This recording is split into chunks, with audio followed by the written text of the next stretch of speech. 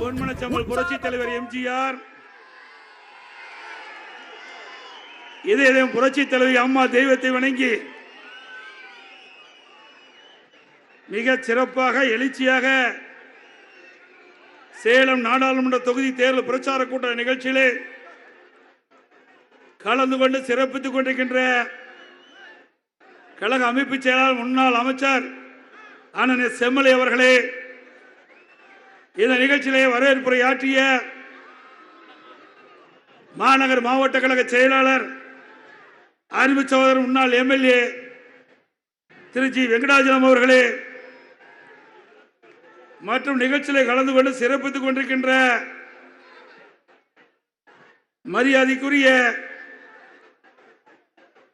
பாசறை செயலாளர் doctor VPP Paramasivam அவர்களே, அமைப்புச்சாரா ஓட்டு அணி செயலாளர் திரு க சங்கரதாஸ் அவர்களே, மேற்கு சேலம் புறநகர் மாவட்ட கலைத்துறை செயலாளர் திரு ஆர் இளங்கோவன் அவர்களே, மரியாதைக்குரிய கழக அமைப்பு செயலாளர் முன்னாள் எம்எல்ஏ சோர் கே சிங்காரம் அவர்களே, நிகழ்ச்சியிலே பங்கு பெற்று சிறப்பித்துக் கொண்டிருக்கின்ற சட்டமன்ற உறுப்பினர் திரு ஆர் மணி அவர்களே, திரு எம் ராஜா என்ற ராஜாமுத்து அவர்களே, திரு இ பாலசுப்ரமணியம் அவர்களே, திருமதி கொ சித்ரா அவர்களே, திரு ஏ நல்லதம்பி அவர்களே,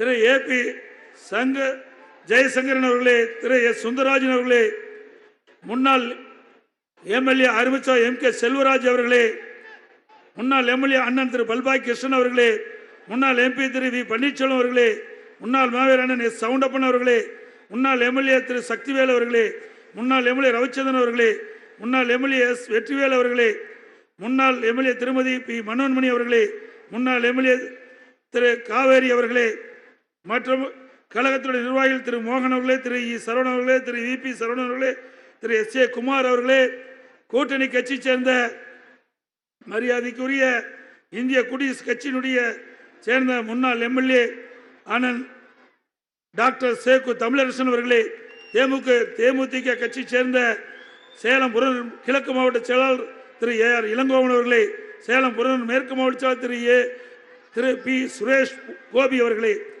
மாநகர் மாவட்ட செயலாளர் திரு என் ராதாகிருஷ்ணன் அவர்களே, எஸ்டிபி கட்சி சேர்ந்த மாவட்ட தலைவர் திரு ஷெரீப் பாஷா அவர்களே, திரு ஹஜ் அப்சர் அலி அவர்களே, மற்றும் இந்திய உலக கட்சி சேர்ந்த மாநில தலைவர் திரு வேட்டகுளம் கே மணிகண்டன் அவர்களே, புதிய தமிழக கட்சி சேர்ந்த மாவட்ட செயலாளர் திரு வேமா ரஞ்சித் அவர்களே, புரட்சி பாரத கட்சி சேர்ந்த மாவட்ட செயலாளர் திரு எம் நல்லதம்பி அவர்களே, ஐக்கிய முஸ்லிம் முன்னேற்ற கழகத்தைச் சேர்ந்த மாவட்ட தலைவர் திரு எஸ் நிசார் அவர்களே, அம்பேத்கர் மக்கள் இயக்கத்தைச் சேர்ந்த மாநில தலைவர் திரு சேலம் ஜங்ஷன் அண்ணாதுரை அவர்களே, தமிழ்நாடு மக்கள் உரிமை கட்சி சேர்ந்த மாநில தலைவர் திரு பூமொழி அவர்களே, தமிழ்நாடு அருந்தியர் மக்கள் முன்னேற்ற கழகத்தைச் சேர்ந்த நிறுவன தலைவர் திரு கருவை கணேசன் அவர்களே, மற்றும் இந்த தேர்தல் பிரச்சார கூட்ட நிகழ்ச்சிகளை கலந்து கொண்டு சிறப்பித்துக் கொண்டிருக்கின்ற மாவட்ட கழகத்தினுடைய நிர்வாகிகளே, சார்மன்ற மாவட்ட பொறுப்பாளர்களே, உள்ளாட்சி பிரதிகளே,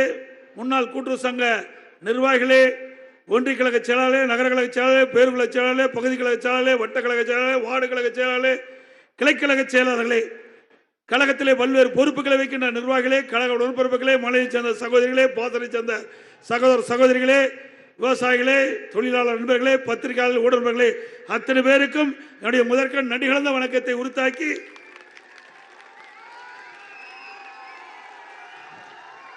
நான் நாமக்கல் தேர்தல் பிரச்சார கூட்டத்தை முடிச்சுட்டு வேக வேகமா உங்களை சந்திக்க வந்திருக்கிறேன். சேலம் மாவட்டம் என்று சொன்னாலே அதிமுக கோட்டை. ஏற்கனவே 2011, 2016, 2021 கிட்டத்தட்ட அனைத்து இடங்களிலும் வெற்றி பெற்று வெற்றி கொடி நாட்டிய கட்சி அதிமுக கட்சி. 2021 இதயம் புரட்சி தலைவர் மறைவுக்கு பிறகு நாமும் நம்ம கூட்டணியும் சேர்ந்து 11 இடத்துல 10 இடங்களை வெற்றி பெற்று தமிழகத்தில் 2 இலக்கு டபுள் டிஜிட்ல வெற்றி பெற்ற ஒரே கட்சி அதிமுக கட்சி. இங்க சவடால் விட்டுக்கிட்டு இருக்கார். வேட்டி மாத்தி கட்டி ஒருவர் வேட்டி மாத்தி கட்டிக்கிட்டார். அண்ணா திமுக வேட்டிக்கு போல திமுக வேட்டி கட்டிக்கிட்டார். நீங்க என்னதான் டிராமா போட்டு என்னதான் நாடகம் நடிச்சாலும் இங்க சேலம் நாடாளுமன்ற தொகுதியில் அது ஒண்ணு நடக்காது. போராட்டத்தெல்லாம் பேசிட்டு இருக்கார். என்ன பேசுறாரு? என்னை பத்தி பேசுறாரு. இங்க இருக்கிற நாடாளுமன்ற உறுப்பினர் யாருன்னு உங்களுக்கு தெரியும். அவர் எப்படிப்பட்டவர் மக்கள் புரிந்து கொள்ள வேண்டும். இங்க இருக்கின்ற கழக நிர்வாகிகள் தொண்டர்கள் உங்களுடைய உழைப்பால் நாடாளுமன்ற உறுப்பினராக தேர்ந்தெடுக்கப்பட்டார். போய் சுயேட்சையால ஜெயிக்கல. அண்ணா திமுக என்ற கட்சியிலே நின்ன காரணத்தினால் உனக்கு அடையாளம் கொடுக்கப்பட்டது. இங்க இருக்கின்ற தொண்டர்கள் நிர்வாகிகள் அதை மறந்து இன்னைக்கு வேஷ்டி மாஸ்டி கட்டிட்டு வேற கட்சிக்கு போய் நிக்கிற வெக்கமா இல்ல? சூடு சுரண வெக்க ஏதாவது இருக்கணும் ஐயா. மனிதனா பிறந்தா அதெல்லாம் உடம்புல இருக்கணும். அது அண்ணா திமுக காரனுக்கு வருத்தத்துக்கு தான் இருக்குது. உன்னை போல போலி அண்ணா திமுக காரர்கள் உண்மையான அனைத்து இந்திய அண்ணா திராவிட முன்னேற்ற கழகம்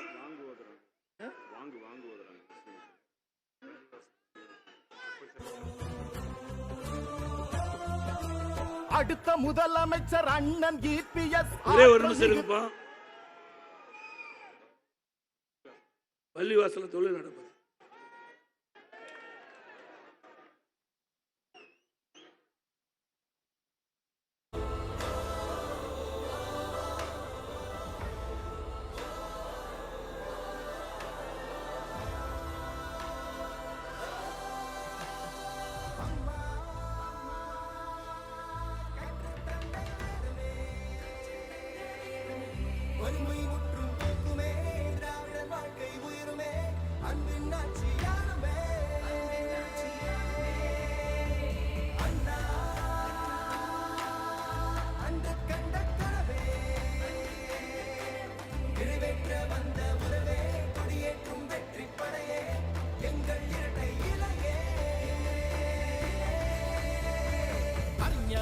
வாழ்த்தி போற்றும்படி புரட்சி தலைவர் எடுத்த முதற்படி மக்கள் செல்வி வகுத்த வழிபடி தமிழின ரத்தம் என்றும் வெல்லும்படி மாற்றத்தை மண்ணில் விதைக்க வந்தபடி விவசாய சுமைகள் மொத்தம் தள்ளுபடி செய்த எங்கள் முதல்வரே எடப்பாடி யாரே எடப்பாடி யாரே மக்கள் நெஞ்சில் வாழும் முதல்வரே எடப்பாடி யாரே எடப்பாடி யாரே தமிழருக்காக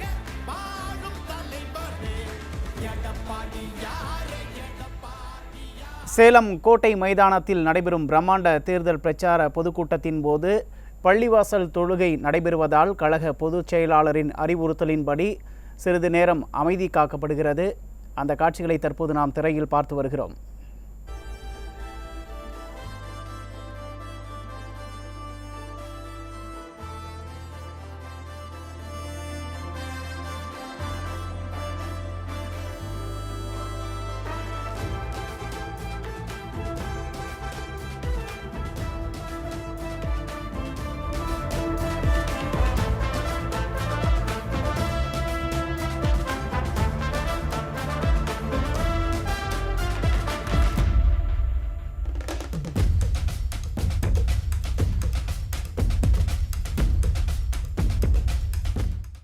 செல்வ கணபதி என்னென்னமோ பேசிட்டு இருக்கார்.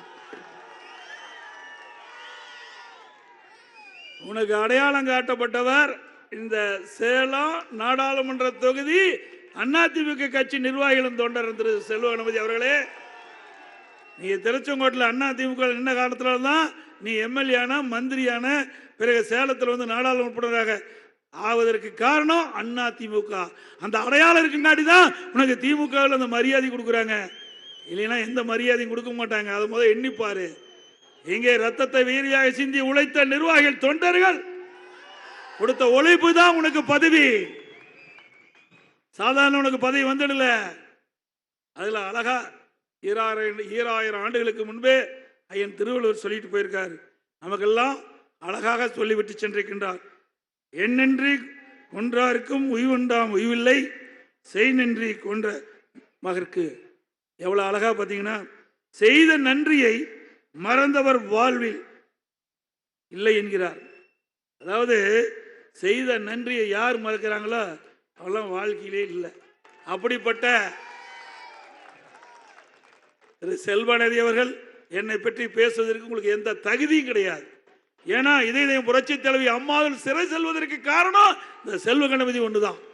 இன்றைக்கு இவர் அமைச்சராக இருக்கும்போது கலர் டிவி ஊழல்ல வழக்கு பதிவு செஞ்சாங்க திமுக. அடுத்தது கொடைக்கானல் அந்த விதிகளுக்கு புறம்பா பிளசன்ட் ஸ்டே ஹோட்டல் அதற்கு அனுமதி கொடுத்ததற்காக திமுக வழக்கு பண்ணது. 2 வழக்கு திமுக ஆட்சி அரசாங்கம் இருக்கின்ற பொழுது திரு செல்வ கணபதி மேல 2 வழக்கு பதிவு செஞ்சாங்க. ஒன்னு கலர் டிவி வழக்கு, இன்னொன்னு ஹோட்டலுக்கு அனுமதி கொடுத்த வழக்கு, பிளசன்ட் ஸ்டே ஹோட்டலுக்கு அனுமதி கொடுத்த வழக்கு. இந்த வழக்கில் தான் அம்மா கைது செய்யப்பட்டாங்க. அதனாலதான் உன்னை கட்சி விட்டு நீக்கப்பட்டார் என்பதை நாட்டு மக்கள் அறிந்திருக்கார். ஸ்டாலின் அவர்களே, என்ன ஒரு தலைவர் உன்னால எங்க சிறைக்கு போன உன்னை விட்டு வச்சிருப்பாங்களா? இப்போ திரு ஸ்டாலின் முதலமைச்சராக இருக்காரு. நீங்க பதவிக்கு வர்றீங்க, வரமாட்டீங்க, அது வேற விஷயம். ஒரு கால் வச்சுட்டு வச்சுங்க. அப்படி வந்த பிறகு நீங்க ஏதாவது தவறு செஞ்சு அதில் அவரை இழுத்து விட்டா உங்களை பதவியில் வச்சிருப்பாரா? அப்படித்தான் அம்மாவும் இருந்தாங்க. நீங்க தவறு செஞ்சீங்க, நீக்கப்பட்டீங்க. அனைத்து இந்திய அண்ணா திராவிட முன்னேற்ற கழகத்தை கட்சி சேர்ந்த ஒரு தொண்டன் கூட இந்த இயக்கத்திலே உழைக்க பிறந்தவன். ஒவ்வொரு தொண்டனும் உழைக்க பிறந்தவன். அப்படி உழைப்பால் தான் இன்றைக்கு அனைத்து இந்திய அண்ணா திராவிட முன்னேற்ற கழகம் ஏற்றம் பெற்றிருக்கின்றது. ஆகவே நீங்கள் வேண்டுமென்றே திட்டமிட்டு ஊர் ஊராக சென்று பொய் பரப்புரை ஆற்றினாலும் ஒன்று எடுபடாது. ஏனால் இந்த கூட்டத்தை பாருங்க, இது தேர்தல் பிரச்சார கூட்டம் அல்ல, வெற்றி விழா பொதுக்கூட்டம் போல காட்சி அளிக்குது. அனைத்து இந்திய அண்ணா திராவிட முன்னேற்ற கழகம் மக்களுக்காக உழைக்கின்ற இயக்கம். இன்றைக்கு மக்கள் நம்பிக்கை பெற்ற இயக்கம் அண்ணா திமுக அரசாங்கம். அண்ணா திமுக அரசாங்கம் இருக்கின்ற வரை எந்தெந்த வாக்குறுதிகளை கொடுத்தோமோ அத்தனையும் நிறைவேற்றி நாட்டு மக்களிடத்தில் நன்மதிப்பை பெற்ற கட்சி அண்ணா திமுக கட்சி, அண்ணா திமுக அரசாங்கம். ஸ்டாலின் அவர்களே, அதே போல இன்றைக்கு அனைத்து இந்திய அண்ணா திராவிட முன்னேற்ற கழக ஆட்சியில நிறைய திட்டங்களை நிறைவேற்றும். ஏராளமான திட்டங்கள், ஒன்றல்ல இரண்டல்ல, அத்தனையும் விடியா திமுக ஆட்சி வந்த பிறகு நிறுத்தப்பட்டு விட்டது. இன்னைக்கு ஏழை மக்கள் அதிகமாக வசிக்கின்ற பகுதி அம்மா மினி கிளினிக். அதுல என்னப்பா உனக்கு அரசியல் வேண்டியது? ஏழை மக்களுக்கு வைத்தியம் கொடுப்பதை கூட பொறுத்துக்கொள்ள முடியாது. ஸ்டாலின் 2000 அம்மா மினி கிளினிக் தமிழ்நாடு முழுவதும் ஏழை மக்கள் நிறைந்த பகுதியிலே அதை கொண்டு வந்தோம். அழகா நடந்துட்டு அதை ரத்து பண்ணிட்டீங்க. தாலிக்கு தங்கம் 26,50,000, ஒரு சவர் இன்னைக்கு 53,000. ஏழை பெண்கள் திருமண வயது அடைகின்ற பொழுது திருமணம் செய்வதற்காக அம்மா கொண்டு வந்த அற்புதமான திட்டம், அதையும் ரத்து பண்ணீங்க. அம்மா இருசக்கர வாகனம் அதையும் ரத்து பண்ணிட்டீங்க. ஆனா ரத்து பண்றதுல சாதனை படுத்த ஒரே அரசாங்கம் திமுக அரசாங்கம் ஒண்ணுதான். எல்லாத்திலுமே ரத்து. இன்னொன்னு சொல்றார் ஸ்டாலின், சொல்றாரு தேர்தல் பத்திரத்தை பத்தி சொல்றார். தேர்தல் பத்திரத்தை பத்தி பேசுறார். இவருக்கு தேர்தல் பத்திரத்தை பேசுறதுக்கு என்ன தகுதி இருக்குது? இவரே 656 கோடி தேர்தல் பத்திரம் மூலமாக திமுகவுக்கு நிதி வாங்கி இருக்கிறாங்க. இன்றைக்கு மத்தியிலே தேசிய கட்சிகள் ஆயிரக்கணக்கான கோடி வாங்கிட்டு இவருக்கு பொறுக்கல. எங்க நமக்கு இவ்வளவுதான கம்மியா கொடுத்துட்டாங்க. அதனால இவர்கள் வேண்டுமென்றே திட்டமிட்டு மற்றவர்களை பேசி இவர்களை தப்பிக்க பார்க்கிறாங்க. திரு ஸ்டாலின் அவர்களை நீங்களும் 656 கோடி வாங்கி இருக்கிறீங்க, அதுக்கு பதில் என்ன? மக்கள் கேட்கிறாங்க. சாதாரணமா 656 கோடி கொடுத்துருவாங்களா தேர்தல் பத்திரம்? 3 ஆண்டுல 2021, 2022, 2023 3 ஆண்டுகள தேர்தல் பத்திரம் திமுக கட்சிக்கு 656 கோடி. அதுல இந்த ஆன்லைன் ரம்மி நிறுவனத்தை சேர்ந்தவர் அந்த கம்பெனி 509 கோடி கொடுத்திருக்குது. ஆன்லைன் ரம்மி சூதாட்ட நிறுவனம் ஸ்டாலின் தலைமையில் இருக்கின்ற திமுக கட்சிக்கு 509 கோடி கொடுத்திருக்குது. இந்த ஆன்லைன் ரம்மியில எத்தனை பேர் உயிரிழந்தாங்க, எத்தனை குடும்பம் நடுத்ததுக்கு வந்தது. அந்த பணத்தை வாங்குவதற்கு உங்களுக்கு எப்படி மனம் வரணும்? சூதாட்ட பணத்தை வாங்கின தலைவர் தான், கட்சி தான் திமுக கட்சி. இன்னைக்கு இந்த கட்சிக்கு அவர் தானே தலைவர். சூதாட்ட பணம் எப்படி வந்தாலும் அதை பத்தி கவலை இல்லை. அவள் எப்பொழுதுமே பெட்டி வாங்கி தானே பழக்கம். அந்த கட்சிக்கு பெட்டி தான் பழக்கம், பெட்டி தான் பிடிக்கும். அது எங்கிருந்து பணம் வந்தாலும் பரவாயில்ல. ஆனா ஆன்லைன் ரம்மி சூதாட்டம் எப்படிலாம் வந்தது?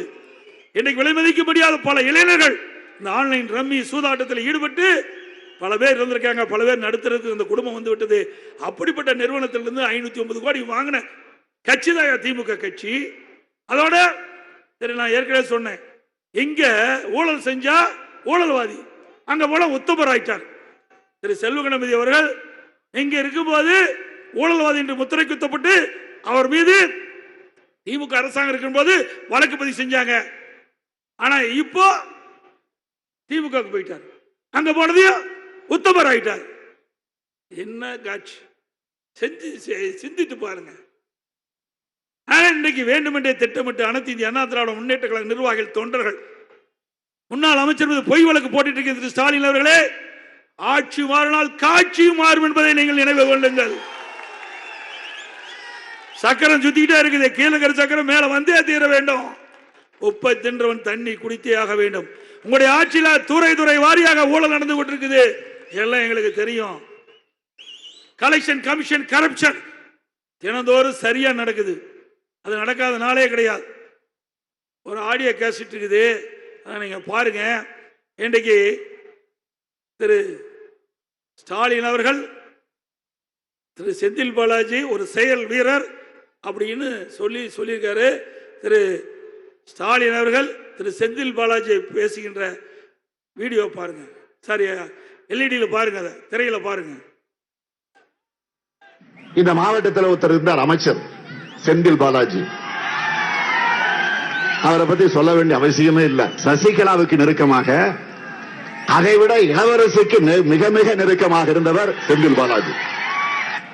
ஆக இன்னைக்கு பாத்தீங்கன்னா அவரு மட்டும் இல்ல, ஒட்டுமொத்தமாக பாலாஜியினுடைய தம்பி இந்த கரூர் மாவட்டத்தை தன்னுடைய கட்டுப்பாட்டில் வச்சிருக்கிறாரு. கட்டுப்பாடுனா கொள்ளையடிக்கிறதுல, ஊழல் செய்யறதுல, லஞ்சம் வாங்குறதுல அந்த கட்டுப்பாட்டில் வச்சிருக்கிறாரு. ஆள் கடத்தல், நில அபகரிப்பு புகார்கள் எல்லாம் இன்னைக்கு நீதிமன்றத்தில் இருக்கு. பொறியியல் படிச்சுக்கிட்டு இருந்த ஒரு இளைஞன் கோகுல் என்பவரை கடத்தி அவனை கொலை மிரட்டல் செஞ்சு அவனுடைய சொத்துக்களை எல்லாம் பறிமுதல் செஞ்சு அவன் அதற்கு பிறகு அந்த குடும்பத்தை சார்ந்தவர்கள் நீதிமன்றத்துக்கு போய் அந்த பிரச்சனை இப்ப நீதிமன்றத்தில் இருக்கு. இப்ப எங்க இருக்காருன்னு தெரியல. அந்த கோகுல் தலைமறைவாகி எங்க இருக்கிறார் என்று தெரிய முடியாத நிலையில இன்றைக்கு இருந்து கொண்டிருக்கு. இப்படி ஒன்றா இரண்டா எடுத்து சொல்ல அப்படின்னு பாட்டே இருக்கு. இந்த மாவட்டத்தில் ஒருத்தர் இருந்தார், அமைச்சர் செந்தில் பாலாஜி. அவரை பத்தி சொல்ல வேண்டிய அவசியமே இல்லை. சசிகலாவுக்கு நெருக்கமாக, அதைவிட இளவரசிக்கு மிக மிக நெருக்கமாக இருந்தவர் செந்தில் பாலாஜி. ஆக இன்னைக்கு பாத்தீங்கன்னா அவரு மட்டும் இல்ல, ஒட்டுமொத்தமாக பாலாஜியினுடைய தம்பி இந்த கரூர் மாவட்டத்தை தன்னுடைய கட்டுப்பாட்டில் வச்சிருக்கிறாரு. கட்டுப்பாடுனா கொள்ளையடிக்கிறதுல, ஊழல் செய்யறதுல, லஞ்சம் வாங்குறதுல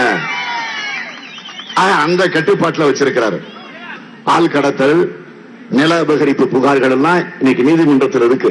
பொறியியல் படிச்சுக்கிட்டு இருந்த ஒரு இளைஞன் கோகுல் என்பவரை கடத்தி அவனை கொலை மிரட்டல் செஞ்சு அவனுடைய சொத்துக்களை எல்லாம் பறிமுதல் செஞ்சு அவன் அதற்கு பிறகு அந்த குடும்பத்தை சார்ந்தவர்கள் நீதிமன்றத்துக்கு போய் அந்த பிரச்சனை இப்ப நீதிமன்றத்தில் இருக்கு. இப்ப எங்க இருக்காருன்னு தெரியல. அந்த கோகுல் எங்க இருக்காருன்னு தெரியல. அந்த கோகுல் தலைமறைவாகி எங்க இருக்கிறார் என்று தெரிய முடியாத நிலையில இன்றைக்கு இருந்து கொண்டிருக்கு. இப்படி ஒன்றா இரண்டா எடுத்து சொல்ல அப்படின்னு பாட்டே இருக்கு. இந்த மாவட்டத்தில் ஒருத்தர் எப்படி திரு ஸ்டாலின் அவர்களை பற்றி பேசுகின்ற காட்சி பாருங்க. பேசும் புல்லர் கூட்டம் போட்டியிட திராணியின்றி இப்போதே புலம்பிட துவங்கிவிட்டார். இப்படி ஒரு குற்றச்சாட்டை இந்த அவையிலே கூற உறுப்பினர் மு க ஸ்டாலினுக்கு தகுதி இருக்கிறதா என்று கேட்டால் லட்சத்தில் ஒரு பங்கு கூட தகுதி இல்லை. கருணாநிதிக்கும் கருணாநிதியினுடைய பிள்ளைகளுக்கும் எப்போதுமே ஒரு குணம் உண்டு. அவங்க வகிச்சா அது பதவி, மத்தவங்கன்னா அது புழுதி. அவங்க தொட்டா அது பொண்ணு, மத்தவங்க தொட்டா அது புண்ணு. அவங்களுக்கு வந்தா அது ரத்தம், மத்தவங்கன்னா அது தக்காளி சட்னி. தமிழை விற்று பிழைப்பு நடத்தும் சிலர் தங்களை தலைவர் என்று சொல்லிக் கொண்டு இருப்பவர்கள் குடும்பத்திற்கு பதவிகள் வேண்டும் என்றால் டெல்லிக்கு போவார்கள். டெல்லிக்கு போய் பெற்றதனால் அலைக்கற்றையை விற்று அதனால் 2 லட்சம் கோடியை கொள்ளையடித்து திகாருக்கு செல்வார்கள். அரசுக்கு வர வேண்டிய நிதியை கொள்ளையடித்ததால் திகாரில் இருப்பவர்களை கருணாநிதி சென்று பார்ப்பது அவர்களது வரலாறு. பேசும் புல்லர் கூட்டம் போட்டியிட திராணியின்றி இப்போதே புலம்பிட துவங்கிவிட்டார். இப்படி ஒரு குற்றச்சாட்டை இந்த அவையிலே கூற உறுப்பினர் மு.க. ஸ்டாலினுக்கு தகுதி இருக்கிறதா என்று கேட்டால் 1/1000 கூட தகுதி இல்லை. கருணாநிதிக்கும் கருணாநிதியினுடைய பிள்ளைகளுக்கும் எப்போதுமே ஒரு குணம் உண்டு. அவங்க வகிச்சா அது பதவி, மத்தவங்கன்னா அது புழுதி. அவங்க தொட்டா அது பொண்ணு, மத்தவங்க தொட்டா அது புண்ணு. அவங்களுக்கு வந்தா அது ரத்தம், மத்தவங்கன்னா அது தக்காளி சட்னி. தமிழை விற்று பிழைப்பு நடத்தும் சிலர் தங்களை தலைவர் என்று சொல்லிக் கொண்டு இருப்பவர்கள் குடும்பத்திற்கு பதவிகள் வேண்டும் என்றால் டெல்லிக்கு போவார்கள். டெல்லிக்கு போய் பெற்றதனால் அலைக்கற்றையை விற்று அதனால் 2 லட்சம் கோடியை கொள்ளையடித்து திகாருக்கு செல்வார்கள். அரசுக்கு வர வேண்டிய நிதியை கொள்ளையடித்ததால் திகாரில் இருப்பவர்களை கருணாநிதி சென்று பார்ப்பது அவர்களது வரலாறு. பாத்தீங்களா, இங்க இருக்க வரைக்கும் அங்க போனா செயல் வீரர்களா சிறையில் அடைச்சுட்டாங்க பாரு. இதுதாங்க இரட்டை வேடம் போடுகின்ற கட்சி திமுக கட்சி. இரட்டை வேடம் போடுகின்ற முதலமைச்சர் திரு மு.க. ஸ்டாலின். அதோட இன்னைக்கு திராவிட முன்னேற்ற கழக ஆட்சியில வந்ததுல குழு போடுறதுதான் வேலை. ஒரு திட்டத்தை அறிவிப்பாரு, ஒரு குழு போட்டுருவாரு, அதோட அந்த திட்டம் அதோட போயிடும். இது வரைக்கும் 52 குழு போட்டிருக்காரு. இது வரைக்கும் 52 குழு போட்டது என்ன செஞ்சாங்கன்னே தெரியல. குழு அரசாங்கம், திராவிட மாடல் ஆட்சி இல்ல, குழு மாடல் ஆட்சின்னு பேர் வச்சா பொருத்தமா இருக்கும். ஒரு அரசாங்கம்னா ஒரு திட்டத்தை அறிவிச்சா வேகமா துரிதமா அங்க இருக்கின்ற செயலாளர்கள் செஞ்சா அது நடக்கும். அது ஒரு குழு போட்டுட்டு அங்க துறை இருக்கிற செயலாளருக்கு என்ன வேலை? நீ குழு போட்ட பிறகு அந்த செயலாளருக்கு என்ன வேலை? அதனால செயலாளர் பார்த்தாங்க, குழு தானே போட்ட, போடு, எல்லா பேப்பரும் எங்கிட்ட தானே வரும், சுத்திக்கிட்டே இருக்கிறாங்க. திட்டமெல்லாம் கிடப்புல கிடக்குது. அங்கெல்லாம் எதுவுமே நடைபெறல இந்த ஆட்சியில. குழு அரசாங்கம், இந்த விடியா திமுக அரசாங்கம். அப்புறம் இன்னொன்னு, விலைவாசி உயர்வு. இன்னைக்கு ஆட்சிக்கு வந்த பிறகு 3 ஆண்டு காலம் ஆகுது. இந்த 3 ஆண்டு காலத்துல தொடர்ந்து விலைவாசி உயர்வு. ஏழை எளிய ஒடுக்கப்பட்ட நசுக்கப்பட்ட தாழ்த்தப்பட்ட மக்கள் இன்னைக்கு வாழ வழி இல்லாம இன்றைக்கு இருக்கின்ற காட்சி இந்த அவல திராவிட முன்னேற்ற கழக ஆட்சியில பாக்குறோம். இன்னைக்கு 1 கிலோ அரிசி 15 ரூபா உயர்ந்து போச்சு இந்த 6 மாசத்துல. பருப்பு விலை உயரும், எண்ணெய் விலை உயர்ந்துச்சு, சக்கரை விலை உயரும், எல்லாம் விலை உயர்ந்து போச்சு. மக்கள் படாத பாடப்படுறாங்க. வாழ்றதுக்கே வழி இல்லாம இன்றைக்கு இந்த மக்கள் வாழ்ந்து கொண்டிருக்கின்ற காட்சி இந்த திராவிட மாடல் ஆட்சியில பாக்குறோம். இதற்கெல்லாம் விடிய காலம் பிறக்க வேண்டும் என்றால் நம்முடைய வெற்றி வேட்பாளர் அறிவிச்ச விக்னேஷ் அவர்கள் வெற்றி பெற வேண்டும். அதோட இன்னொன்னு, மின்கட்டண உயர்வு. திரு ஸ்டாலின் அவர்கள் ஆட்சிக்கு என்னென்னோ பேசினார். ஆட்சிக்கு 52% மின்கட்டணம் உயர்ந்து போச்சு. ஏற்கனவே நீங்க 2000 ரூபாய் மின்கட்டணம் செலுத்திட்டு இருந்தீங்களா, இப்ப 5000 ரூபாய் கட்ட வேணும். அந்த அளவுக்கு மின்கட்டணம் உயர்ந்து போச்சு. வீட்டுக்கு மின்கட்டணம் உயர்ந்து போச்சு, தொழிற்சாலைக்கு மின்கட்டணம் உயர்ந்து போச்சு. நாட்டு மக்கள் மின்கட்டணம் உயர்ந்து கடுமையாக இன்னைக்கு பாதிக்கப்பட்டு இருக்கிறாங்க. அத அந்த எல்இடியில பாருங்க. அவர் இருக்கும்போது சொல்லுவார், ஸ்டாலின் இருக்கும்போது சொல்லுவார்,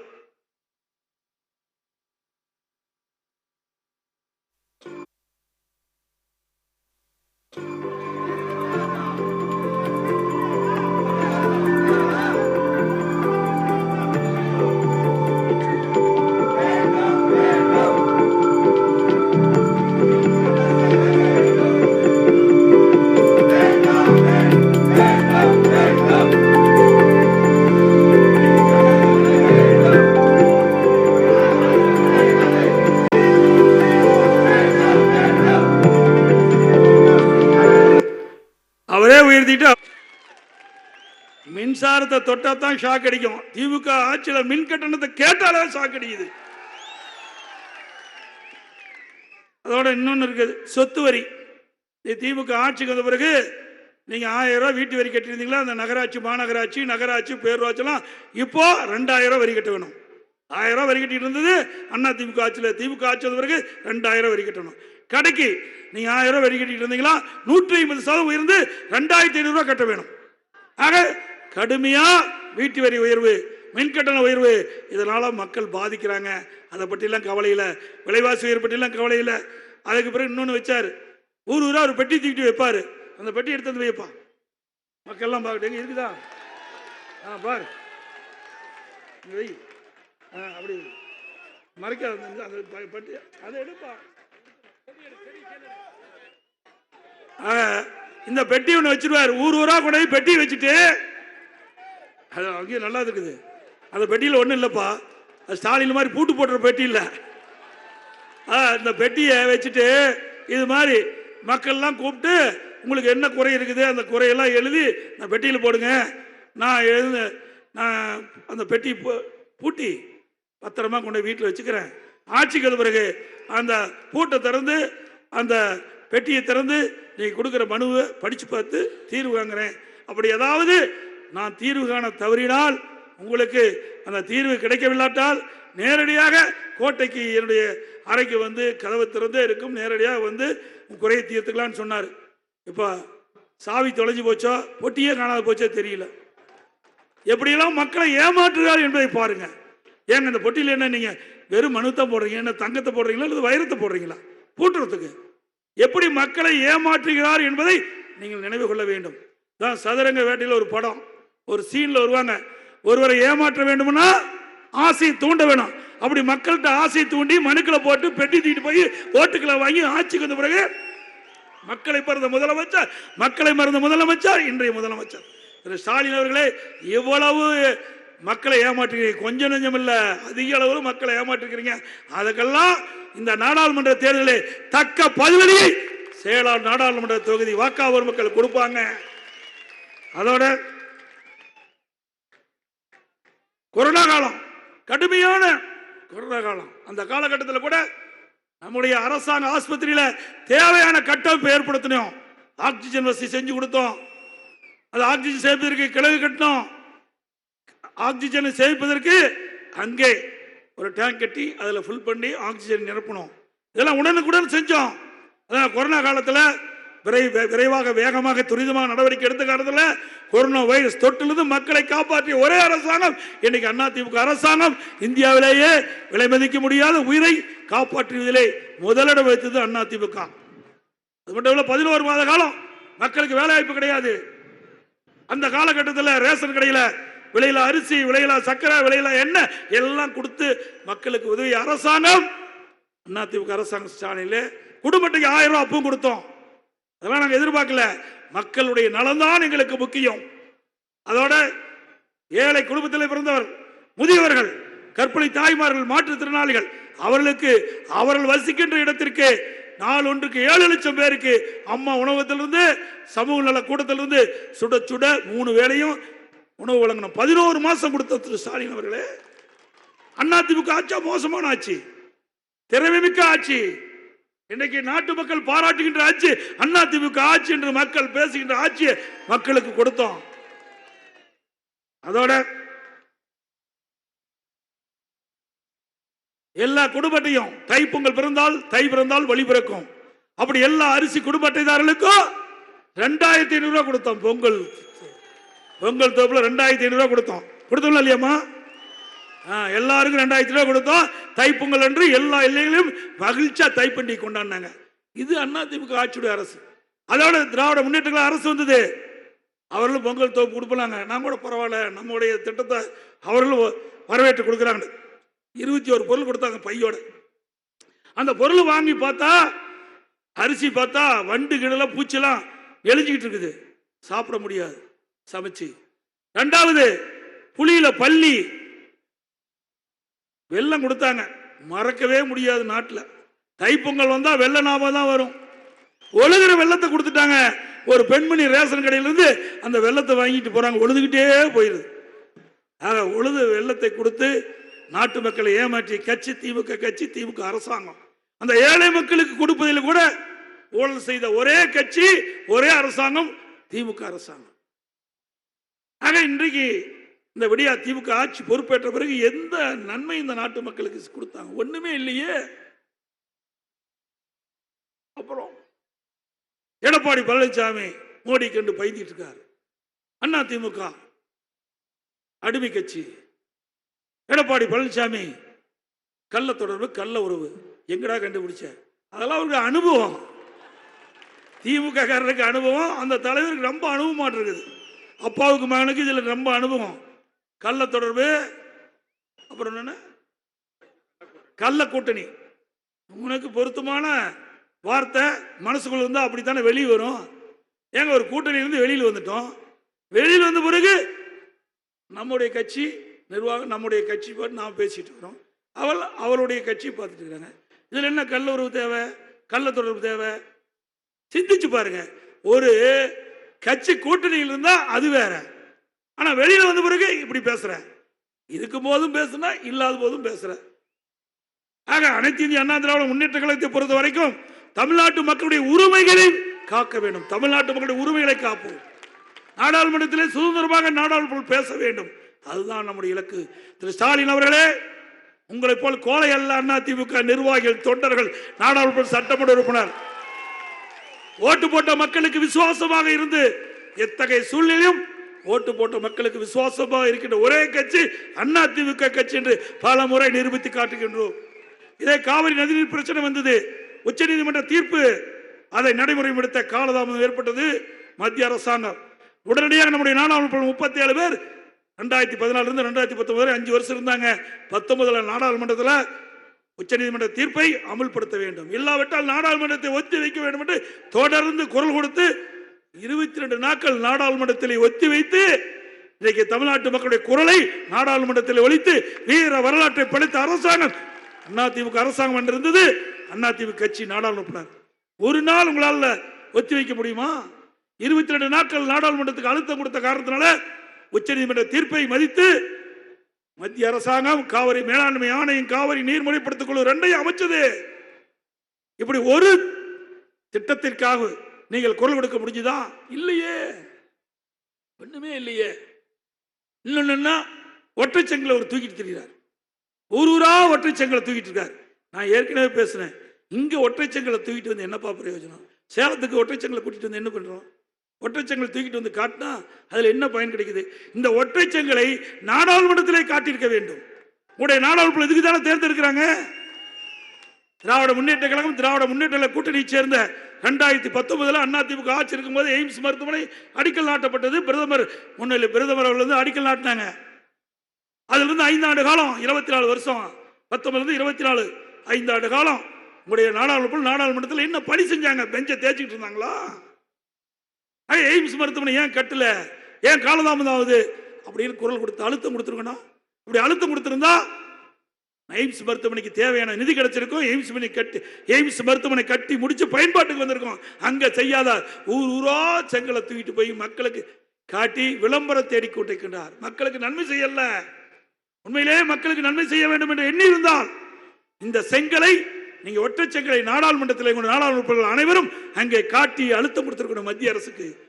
இதே அதிமுக இருந்தா நாங்க செஞ்சிருப்போம், நிறைவேற்றி இருப்போம். அந்த தில்லு திராணி தம்பு அதிமுகவுக்கு இருக்குது. அது மட்டும் இல்ல, நீ ஒற்றை செங்கலை தூக்கிட்டு திரியிற. நாங்க பிரம்மாண்டமான கால்நடை பூங்கா எங்க தலைவாசல்ல கட்டியிருக்கிறோம். பிரம்மாண்டமான 1000 கோடியில அற்புதமான திட்டத்தை கொண்டாந்து இருக்கிறோம். அந்த முதல்ல போடுங்க, எல்இடியில் போடுங்க, பார்க்க மாட்டு மக்கள் பார்க்கட்டும் எப்பேற்பட்ட கால்நடை பூங்கான்னு.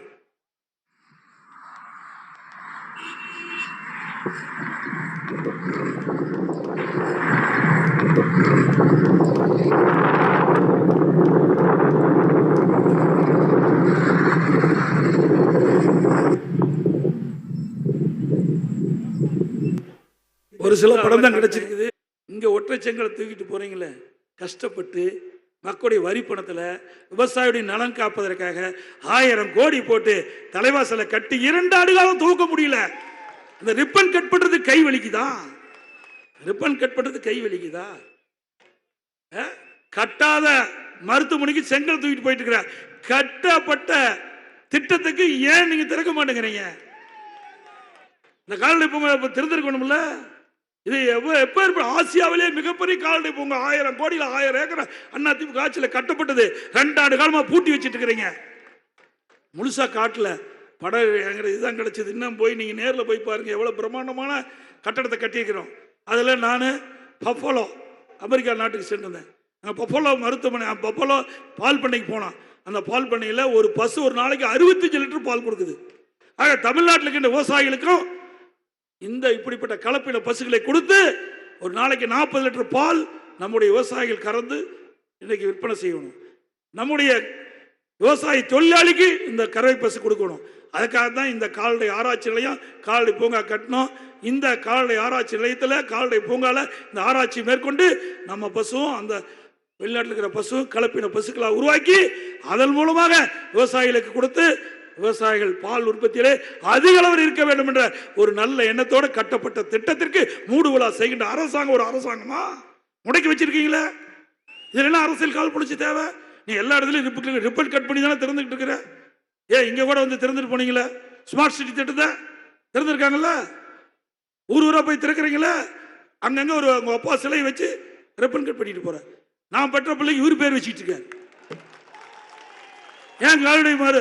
இனியாவது இந்த கால்நடை பூங்கா திறங்க, இந்த மக்களுக்கு பயன்பாட்டு கொண்டாங்க, விவசாயிகள் பயனளிட்டும், மக்கள் பயனளிட்டும். அதோட இன்னொரு திரு ஸ்டாலின் எப்ப பார்த்தாலும் இந்தியாவிலேயே தமிழகம் முதலிடம், இந்தியாவிலேயே சிறப்பான ஆட்சி இதுல முதலிடமா. எதுல? போன ஆண்டு கடன் வாங்கியிருக்கிறாங்க. இந்தியாவில் பல மாநிலம் கடன் வாங்கியிருக்குது. அதுல அதிகமாக கடன் வாங்கின மாநிலம் தமிழ்நாடு நம்பர் 1. கடன் வாங்கல, கடன் வாங்கி தாங்க இதெல்லாம் செய்யறாங்க. இந்த வரியெல்லாம் உங்க மேலதான் போட போறாங்க. நீ நினைச்சுக்கிட்டு இருக்கிற கடன் வாங்கினா இன்னும் பரவாயில்ல, எல்லாம் உங்க தலையில தான் வந்து விடியும். அனைத்து இந்திய அண்ணா திராவிட முன்னேற்ற கழகம் ஆட்சி இருக்கின்ற பொழுது 2011 அம்மா முதலமைச்சர் ஆக்கும் போது 1,14,000 கோடி திமுக கடலில் விட்டுட்டு போயிட்டாங்க. அதை ஏற்றுதான் அம்மா ஆட்சி நடத்தினாங்க. அதுக்கு பிறகு அம்மா 2016 இறக்கும் போது ஒரு 2,80,000 கோடி கடன். பிறகு அண்ணா திமுக ஆட்சி மாற்ற வருகின்ற பொழுது 5,15,000 கோடி கடன். இன்னைக்கு கிட்டத்தட்ட திமுக ஆட்சிக்கு வந்த பிறகு 8 லட்சம் கோடி கடன். 8 லட்சம் கோடி கடன். இன்றைக்கு அண்ணா திமுக ஆட்சி 10 ஆண்டு கால ஆட்சி. எத்தனை பாலம் கட்டிக்கிறோம், சேலத்தில் எத்தனை பாலம் கட்டணும், எவ்வளவு திட்டங்களை கொண்டாந்துருக்கிறோம். நாடு முழுவதும் பாலம் கட்டணும், கல்லுக்குள்ளே கொண்டாந்தோம், நிறைய தடுப்பணைகளை கட்டணும், நிறைய ஏரி குளங்குட்டைகளை எடுத்தோம், நிறைய சாலைகளை அமைச்சோம். எல்லாத்தையும் செஞ்சியும் 5,15,000 கோடி தான் கடன். அது மட்டும் இல்ல, அதுல 20,000 கோடி அந்த உதவி திட்டத்துக்கு நம்ம ஏத்துக்கிட்டோம், மத்திய அரசுக்கு கடன் ஏத்துக்கிட்டோம். இரண்டாவது கொரோனா காலம் 2020 ஒரு வருஷம் வருமானம் கிடையாது.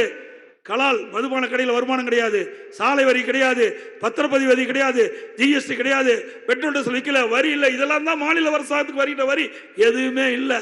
அப்படி வரி இல்லாத கூட மக்கள் விலைவாசியை உயராம பார்த்துக்கிட்டோம், மக்கள் பாதிக்க இல்லாம பார்த்துக்கிட்டோம். திரு ஸ்டாலின் அவர்களே, வருமானமே இல்லாத போது கூட அதிமுக ஆட்சி சிறந்த ஆட்சி என்று மக்கள் போட்டிட்ட அளவுக்கு ஆட்சி இதை கட்சி அதிமுக கட்சி, அதிமுக அரசாங்கம். அந்த 11 மாத காலம் ஆட்சியில் 40,000 கோடி கொரோனாவுக்கு செலவழிச்சோம். 40,000 கோடி அரசாங்கத்திலிருந்து கொரோனாவுக்கு செலவழிச்சோம். எல்லாம் இருந்துதான் 5,15,000 கோடி. இன்றைக்கு என்ன திட்டத்தை கொண்டாந்த? சேலத்தில் ஒரு துரும்பு எடுத்து போட்டிருக்கிறியா? எல்லாம் செஞ்சிருக்காங்களா? சேலத்தில் ஏதாவது செஞ்சிருக்காங்களா? ஒண்ணுமே கிடையாது. அதிமுக ஆட்சி இருக்கும் போது ஏராளமான திட்டம், நான் அதெல்லாம் பின்னாடி சொல்றேன். எங்க பார்த்தாலும் சட்ட ஒழுங்கு சீர்கெட்டு போச்சு. கொலை, கொள்ளை, திருட்டு, வழிப்பறி, பெண்கள் பாலியல் வன்கொடுமை தொடர்ந்து நடந்தவன இருக்குது. இன்றைக்கு அதுதான் திமுக ஆட்சியில் பார்க்கப்படுகிறது. இன்றைக்கு ஒரு நாடு சிறப்பாக இருக்க வேண்டும் என்றால், ஒரு மாநிலம் வளர்ச்சி பெற வேண்டும் என்றால் அங்க சட்ட ஒழுங்கு சிறப்பாக இருந்தால் தான் அந்த மாநிலம் வளர்ச்சி பெறும். ஆனா திமுக ஆட்சியில பின்னோக்கி போயிட்டு இருக்கு. காரணம் சட்ட ஒழுங்கு சரியில்லை. எங்க பார்த்தாலும் போதைப் பொருள் விற்பனை, போதைப் பொருள் விற்காத இடமே இல்லை. கஞ்சா இன்னைக்கு சாக்லேட் வடிவில் வருது, மாத்திரை வடியில் வருது, திரவ வடியில் வருது. ஆக எளிதாக போதைப் பொருளை இன்றைக்கு தமிழகத்திலே நடமாடுகின்ற காட்சி தினந்தோறும் பார்க்கிறோம். இதனால் போதைப் பொருளுக்கு அடிமையாகி இளைஞர்கள் சீரழியக்கூடிய காட்சி. இந்த போதைக்கு அடிமையாகிட்டா அந்த வீடே நடுத்தருக்கு வந்துடும், குடும்பமே அழிஞ்சிடும். அப்படிப்பட்ட அவல ஆட்சி இந்த ஆட்சியில பார்க்க முடியும், திமுக ஆட்சியில பார்க்க முடியும். இதற்கெல்லாம் விடிவு காலம் பிறக்க வேண்டும் என்றால் மீண்டும் அனைத்து இந்திய அண்ணா திராவிட முன்னேற்ற கழக ஆட்சி தமிழகத்தில் மலர வேண்டும் உங்கள் மூலமாக. அது மட்டும் இல்ல, நான் ஏற்கனவே பல கூட்டத்தில் பேசிட்டேன். இன்றைக்கு திமுக அயலர் அணின்னு வச்சிருக்காங்க. வேற எந்த கட்சியிலும் அயலக அணினே கிடையாது. இந்த அயலக அணியில ஒரு பொறுப்பாளர், அவர் வெளிநாட்டுக்கு போதைப் பொருள் கடத்துறார். போதைப் பொருள் தடுப்பு அதிகாரி பிடிச்சிட்டாங்க. இப்போ கேஸ் நடந்துகிட்டு இருக்குது. அதுல யாரெல்லாம் இருக்காங்கன்னு இந்த போட்டோ இருக்கிறியா, இதெல்லாம் பார்த்தா தான் உண்மை ஒத்துக்குவாங்க. பாரு, இது ஸ்டாலின் யாரோடு இருக்காரு? போதைப் பொருள் கடத்த நபரோடு இருக்கிறார். அடுத்தது இவர் யார் இருக்கிறார் சொல்லுங்க சத்தமா. அவர் பாரு போதைப் பொருள் கடத்தல் ஈடுபட்டவரோடு இருக்கிறார். பிறகு காவல்துறை உயர் அதிகாரி ஒருத்தர் அவர் ஏதோ பரிசு கொடுக்குற வாங்குறார். ஆக இப்படி முக்கிய பிரபலுடன் இந்த தமிழ்நாட்டை ஆளக்கூடிய பிரபலுடன் தொடர்பு இருந்து எளிதாக வெளிநாட்டுக்கு போதைப் பொருளை கடத்திட்டு இருப்பதாக ஊடகத்திலே பத்திரிகை செய்து வந்துட்டு இருக்குது. 3 ஆண்டு காலம் 2 ஆண்டு காலம் தொடர்ந்து போதைப் பொருள் கடத்தல் இருக்காங்க. பல்லாயிரக்கணக்கான கோடி போதைப் பொருளை அயல் நாட்டுக்கு திமுக நிர்வாகி வெட்டப்படுவதாக செய்தி வந்திருக்கு. இதுதான் ஸ்டாலின் பொதுக்குழு கூட்டத்தில் பேசுறார். திமுக பொதுக்குழு கூட்டத்தில் அதில் பேசுகின்ற பொழுது அவர் ஸ்டாலின் சொல்றாரு, நான் இரவில் தூங்கி காலையில் கண் விழிக்கின்ற பொழுது எங்க கட்சிக்காரனால என்ன பிரச்சனை வந்து விடுமோ என்று அச்சத்தில் கண் விழிக்கிறேன்னு சொன்னார். இப்பதான் புரியுது. இப்போ நடக்கிற செய்தியெல்லாம் பார்த்தா பாவம் அச்சத்துல தான் கண் விழிக்கிறாரு. கட்சிக்காரனே கட்டுப்படுத்த முடியல. இவரை நம்பி நாட்டு ஒப்படைச்சா நாடு உருப்படியாங்களா? நாட்டு மக்களுக்கு என்ன பாதுகாப்பு இருக்குது? இது நாம சொல்லல, அவர் சொன்ன வார்த்தை தான் நான் திருப்பி சொல்றேன்.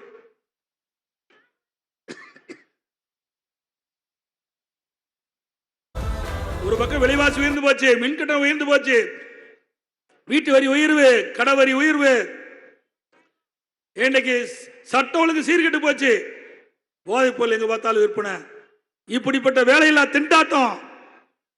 இப்படி இருக்கும்போது ஸ்டாலின் கேட்கிறார் தொலைபேசியில், நீங்கள் நலமா? நீங்களும் நலமாவும் இருக்கிறீங்க? யாராவது கேட்பாங்களா? நாட்டு மக்கள் அவதிப்பட்டு கொண்டிருக்கிறாங்க. ஸ்டாலின் தொலைபேசி மூலமா நீங்கள் நலமா அப்படின்னு கேட்கிறார். இப்படிப்பட்ட முதலமைச்சர் இந்தியாவிலே தமிழ்நாட்டில் தான் பார்க்க முடியும், வேற எங்கேயுமே பார்க்க முடியாது.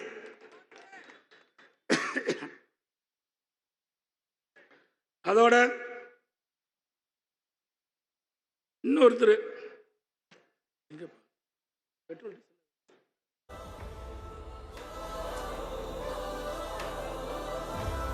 விலைவாசி உயர்வுக்கு காரணம் இந்த டீசல் விலை உயர்வு. இந்த டீசல் விலை உயர்வு பார்த்தீங்கன்னா நான் பலமுறை கூட்டத்தில் சொல்லிட்டேன். இன்றைக்கு மத்திய மாநில அரசு இதை குறைப்பதற்கு எந்தவித நடவடிக்கை எடுக்கல. இன்னைக்கு மத்தியில் பார்த்தீங்கன்னா 2014ஆம் ஆண்டு மத்தியில் ஆட்சி மாற்றம் ஏற்பட்டு பாரதிய ஜனதா ஆட்சிக்கு வருது. அப்போ பெட்ரோல் 71 ரூபாய்க்கு விற்கிது, டீசல் 55 ரூபாய்க்கு விற்கிது. அப்போ வெளிநாட்டிலிருந்து கச்சா எண்ணெய் இறக்குமதி பண்ணுறாங்க $105. ஆக 2014 ஆட்சி மாற்றம், பாரதிய ஜனதா கட்சி மத்தியில் ஆட்சி அமைக்குது. அப்பொழுது பெட்ரோல் டீசல் பெட்ரோல் விலை 71 ரூபா ஒரு லிட்டர், டீசல் ஒரு லிட்டர் 55. கச்சா எண்ணெய் வெளிநாட்டிலிருந்து இறக்குமதி செய்யறாங்க, அதில் $105. இப்போது 2024ஆம் ஆண்டு பெட்ரோல் ஒரு லிட்டர் 102 ரூபா, டீசல் 94 ரூபா, கச்சா எண்ணெய் இறக்குமதி பண்றாங்க $86. $86. ஆக 2024 ஒரு லிட்டர் பெட்ரோல் 102 ரூபாய்க்கு விற்கிறாங்க, டீசல் 94 ரூபாய்க்கு விற்கிறாங்க. ஆனால் இன்றைக்கு மத்திய அரசு வெளிநாட்டிலிருந்து இறக்குமதி செய்யக்கூடிய கச்சானுடைய விலை $86. ஏற்கனவே 2014 105, இப்ப 86, கிட்டத்தட்ட $19 குறைவா இருக்குது. அப்படி இருக்கும்போது எவ்வளவு வரி கூட்டி நம்ம கிட்ட இன்னைக்கு விற்பனை செய்யறாங்க மத்திய அரசாங்கம். இன்னைக்கு வெளிநாட்டிலிருந்து இறக்குமதி செய்கின்ற கச்சா எண்ணெய் விலை குறைஞ்சிருக்கும் போது விலை குறைய வேணும்ல, ஆனா விலை உயர்த்தி இன்னைக்கு வித்துட்டு இருக்காங்க. இப்படி விலை உயர்வினால்தான் விலைவாசி எல்லாம் உயர்ந்திருக்குது. எல்லாமே லாரி வாடகை மூலியமா தான் வருது, லாரியில் மூலமா தான் சரக்கு வருது. அது உணவுப் பொருளாக இருந்தாலும் சரி, கட்டுமான பொருளாக இருந்தாலும் சரி, எந்த பொருளாக இருந்தாலும் ஒரு இடத்தில் மற்றொரு இடத்துக்கு செல்கின்ற பொழுது லாரியின் மூலமாக செல்லுகிறது. அந்த லாரியில டீசல் பயன்படுத்துவதனால டீசல் உயர்னால் லாரி வாடகை உயர்றது, லாரி வாடகை உயர்கின்ற பொழுது சரக்கு உயர்கிறது. அந்த சரக்கை நாம் வாங்கின்ற பொழுது நம் தலையில் வந்து விழுகிறது. ஆக டீசல் உயர்ந்தால் மக்கள் பாதிக்கப்படுறாங்க. ஆனா மத்திய அரசு மாநில அரசு இதை கண்டுகொள்ளவில்லை. இதே திராவிட முன்னேற்ற கழகம் 2021 சட்டமன்ற பொதுத் தேர்தலும் போது திராவிட முன்னேற்ற கழகம் ஆட்சிக்கு வந்தா டீசல் 4 ரூபாய் குறைப்பினாங்க. இது வரைக்கும் குறைச்சாங்களா? இல்ல. மாநில அரசு போடுகின்ற வரியிலிருந்து குறைக்கலாம். இன்றைக்கு கர்நாடகத்தில் 8 ரூபாய் குறைச்சிருக்காங்க, பாண்டிச்சேரியில் 6 ரூபாய் குறைச்சிருக்காங்க. ஆனா திரு ஸ்டாலின் தேர்தல் அறிக்கையில் குறிப்பிட்ட வாரி இன்ன வரைக்கும் டீசலை குறைக்கல. மக்கள் கேட்டுட்டு இருக்கிறாங்க. இன்னொருத்தர் புதுசா வந்துட்டார், பாரதிய ஜனதா கட்சியுடைய தலைவர் அண்ணாமலை. இவரு அதிமுக 2024 ஒழிக்கிறாராம். தம்பி, அதிமுகங்கிற கட்சி தெய்வத்தால் உருவாக்கப்பட்ட கட்சி. உங்க பாட்டனையே பார்த்த கட்சி. உன்னை போல எத்தனையோ பேர் இப்படி கொக்கரிச்சாங்க. ஆணுவ திமிரல் இப்படி பேசாதப்பா. அதிமுக கட்சி என்ற ஒரு கட்சி இல்லை என்றால் தமிழகம் வளர்ச்சி பெற்றிருக்காது, ஏற்றம் பெற்றிருக்காது. பொன்மனச்செம்மல் புரட்சி தலைவர் எம்ஜிஆர் இந்த இயக்கத்தை உருவாக்கியது ஏழை எளிய ஒடுக்கப்பட்ட நசுக்கப்பட்ட தாழ்த்தப்பட்ட மக்கள் ஏற்றம் பெற, தமிழ்நாடு வளர்ச்சி பெற. அதுக்காக இந்த கட்சி துவக்கினாங்க. இதே புரட்சி தலைவர் அம்மா கண்ணை இமைகா போல இந்த கட்சி காத்து இன்னைக்கு ஆட்சி செஞ்சாங்க. தமிழகத்தில் அனைத்து இந்திய அண்ணா திராவிட முன்னேற்ற கழகம் 30 ஆண்டு காலம் ஆட்சி செய்த காரணத்தினால் இந்த மண்ணிலே இருக்கின்ற அத்தனை பேரும் பல நன்மைகளை பெற்றார்கள். எங்க கட்சியா நீ அழிக்க பாக்குற? எப்பா 98ல ஊர் ஊரா தாமரை சின்னம் இருக்குதுன்னு காட்டுதே அதிமுக தான். தாமரை சின்னம்னா எந்த கட்சிக்குனே தெரியாது இருந்த காலம். அப்ப அம்மா நாடாளுமன்றத்தில் கூட்டணி வச்சாங்க பாரதிய ஜனதாவோட. அப்பதான் ஊர் ஊரா நம்ம கட்சிக்காரெல்லாம் போய் இதுதான் சின்னம், பாரதிய ஜனதாக்கு இதுதான் சின்னம் அப்படி சொன்ன கட்சி இன்னைக்கு நம்மள வழிக்கு பார்க்கறாங்க. ஆக நீங்க எல்லாம் அப்பாயின்மெண்ட் ஆனவங்க. ஏன்னா மத்தியில் இருக்கிறவங்களுக்கு அப்பாயின்மெண்ட் பண்ணாதான் உங்க கட்சி நீங்க தலைவராக இருப்பீங்க. ஏன்னா எப்ப வேணாலும் உங்கள் தலைவர் மாற்றலாம். ஆனா அனைத்து இந்திய அண்ணா திராவிட முன்னேற்ற கழகத்தில் உழைக்கின்றவர்கள் தலைவராக வர முடியும். நான் ஒரு கிளை செயலாளராக இருந்தேன். ஒன்றிய பொறுப்பு, மாவட்ட பொறுப்பு, மாநில பொறுப்பு, எம்எல்ஏ, எம்பி, மந்திரி, பிறகுதான் முதலமைச்சரானேன். ஆனா இங்கே உழைத்தால் ஏற்றம் பெறும். அங்கே டெல்லியில நினைச்சா தலைவராகலாம். ஆக நீங்க அப்பாயின்மெண்ட் தலைவர், நீங்க எப்படி ஐபிஎஸ் படிச்சு போனீங்களோ அது மாதிரி அப்பாயின்மெண்ட்ல வந்திருக்கிறீங்க. கொஞ்சம் கவனமா பேசுங்க. அதிமுக ஒரு மாதிரியான கட்சி, புரிஞ்சுக்கீங்க. திரு கருணாநிதியும் பார்த்தது, திரு ஸ்டாலினும் பார்த்தாச்சு.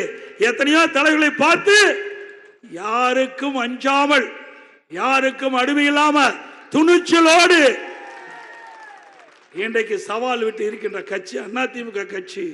அவர் பேசுறார். இன்றைய தினம் 500 நாள்ல 100 திட்டத்தை நிறைவேற்றார்.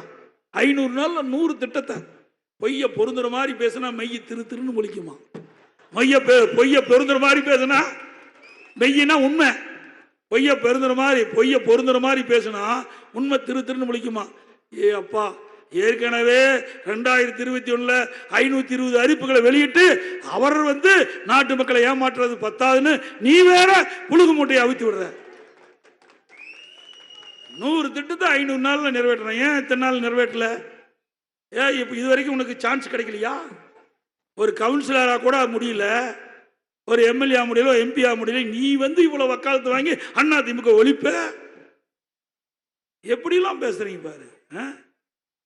அதாவது பொன்மனச்செம்மல் புரட்சி தலைவர் எம்ஜிஆர் ஒரு படத்துல பாடுவார், பதவி வரும்போது பணிவு வர வேண்டும், பதவி வருகின்ற போது பணிவு வர வேண்டும்.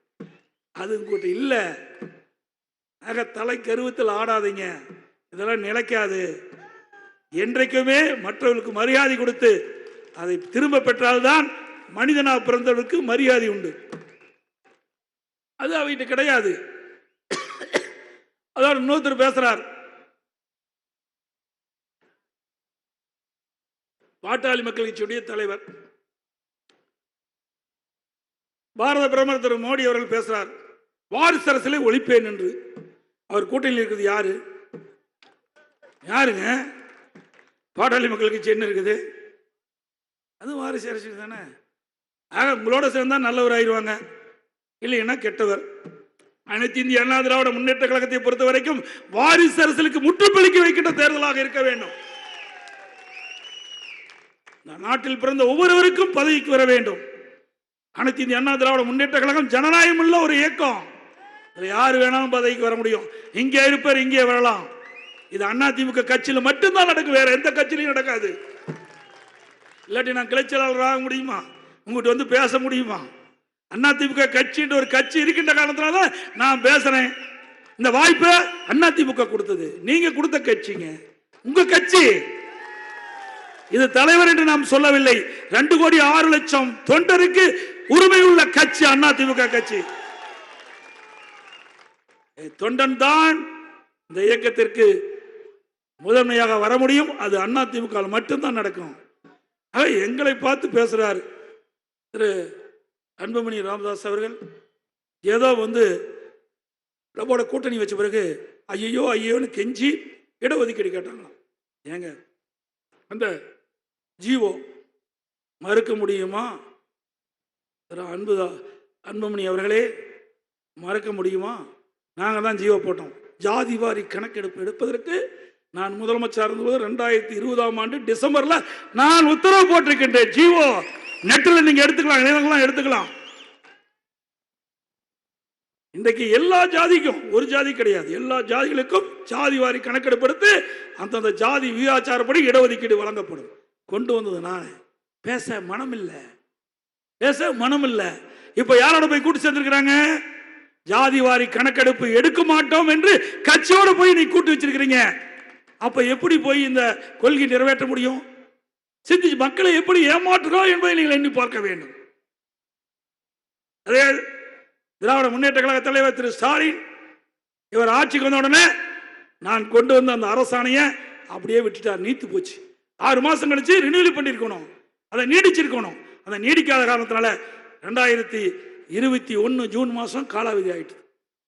அனைத்து இந்திய அண்ணா திராவிட முன்னேற்ற கழகத்தை பொறுத்த வரைக்கும் கொடுக்கப்பட்ட வாக்குறுதி நிறைவேற்றுகின்ற அரசாங்கம் அதிமுக அரசாங்கம், அதிமுக கட்சி.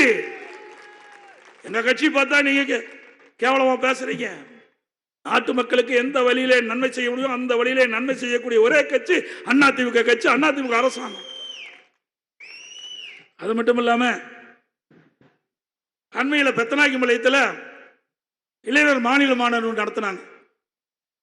அந்த மாநாட்டில் திரு ஸ்டாலின் பேசிட்டு இருக்கும்போது ஊரூரா போய் நீட் தேர்வு ரத்து செய்வதற்கு கையொப்பம் வாங்கினாங்க. அந்த கையொப்பெல்லாம் மேடையில் வச்சுட்டு இருந்தாங்க. அந்த மேடையில் ஃபேனை போடுறதையும் பறந்து ஓடி எல்லா நிர்வாகிகள் காலடியிலும் விழுந்து விதிப்பட்டு குப்பத்தொட்டிக்கு போச்சு. இதுதான் நீட் தேர்வு ரத்து செய்கிற லட்சணம். நல்லா எண்ணி பாருங்க. ஊரூரா போய் கையெழுத்து வாங்க மக்களை ஏமாற்றி வாங்கின கையெழுத்து எங்க போச்சு? குப்பத்தொட்டிக்கு போயிருக்கு. அதாவது 2010 டிசம்பர் 21 நோட்டிபிகேஷன். அந்த காலகட்டத்தில் மத்தியில காங்கிரஸ் ஆட்சி, திமுக மந்திரி சபையில் அங்க வைக்குது. அந்த காலகட்டத்தில் தான் இந்த நீட் தேர்வை கொண்டு வராங்க.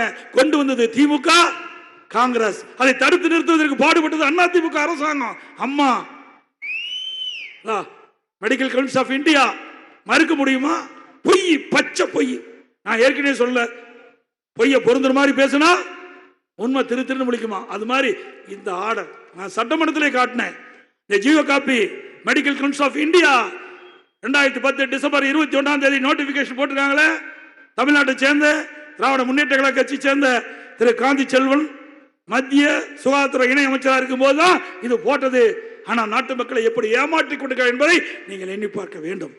அதோட இன்னைக்கு அரசு பள்ளியை படித்த மாணவர்கள் 3,80,000 பேர் படிக்கிறாங்க.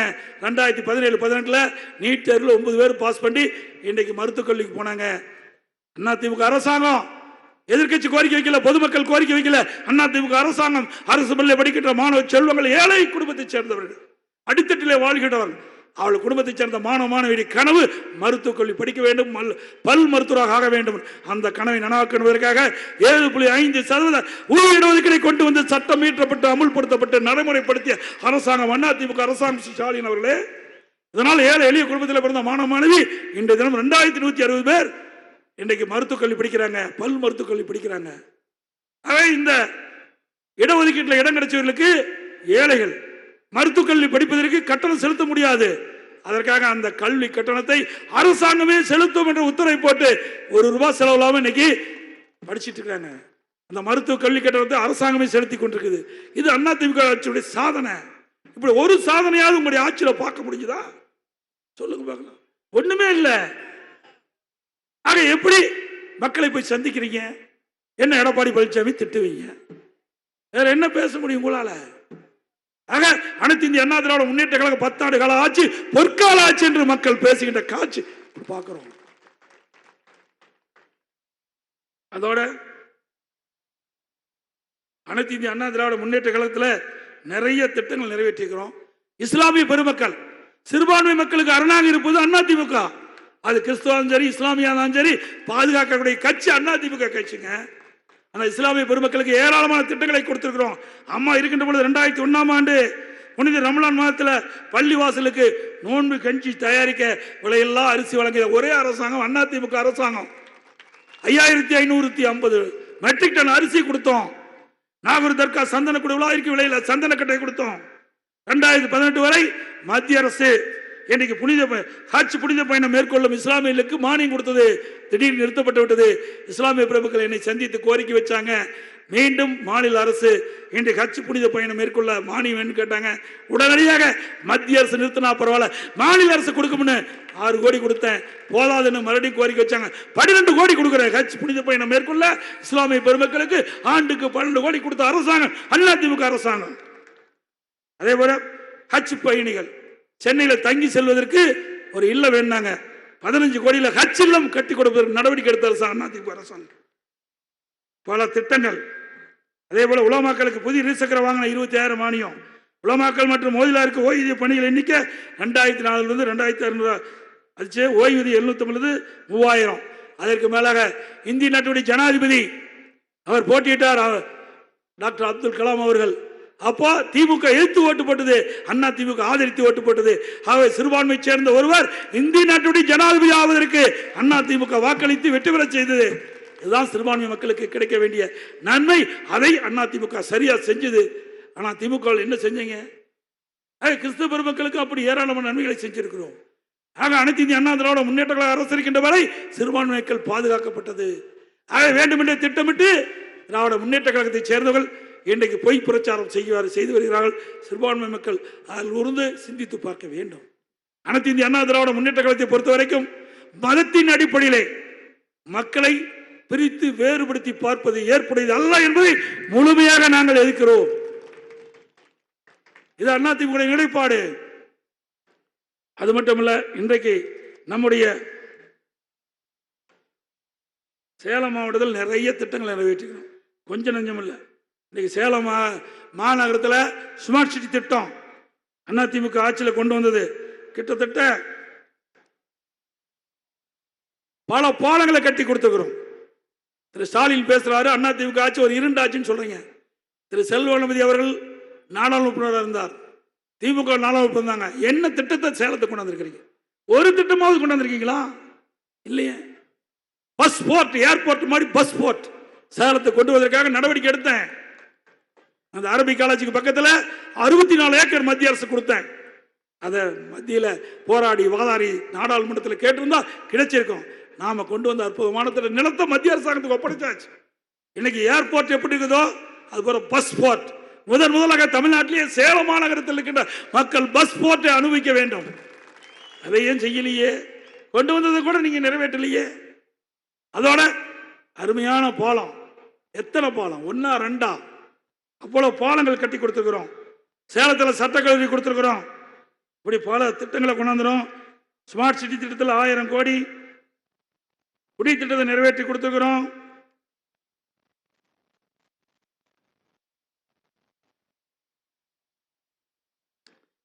$442 கோடி 5 ரோட்ல 2 அடுக்கு மேம்பாலம்.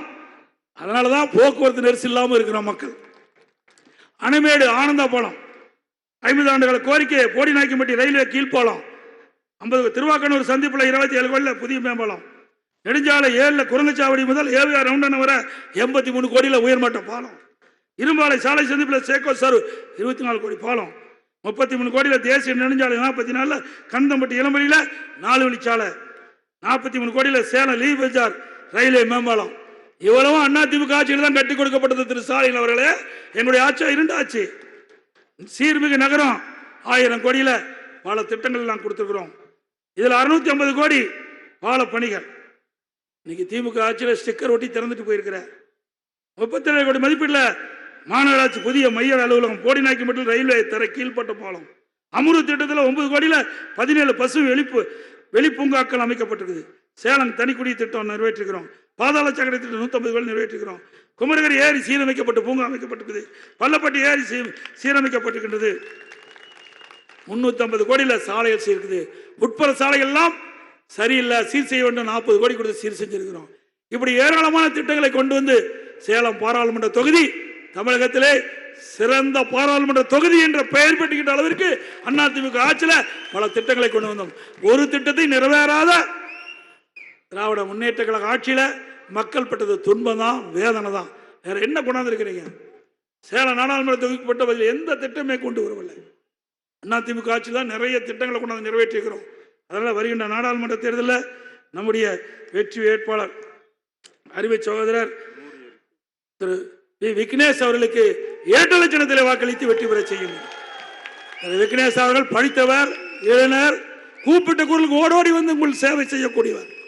ஏற்று நிற்கின்ற வேட்பாளர் சாதாரண அல்ல, எல்லா வகையிலுமே பெரிய ஆள். எட்டி கூட பார்க்க முடியாது, ஜெயிக்க வரைக்கும் அதையும் இதையும் பேசுவார், ஜெயிச்ச பிறகு திரும்பி கூட பார்க்க மாட்டார்.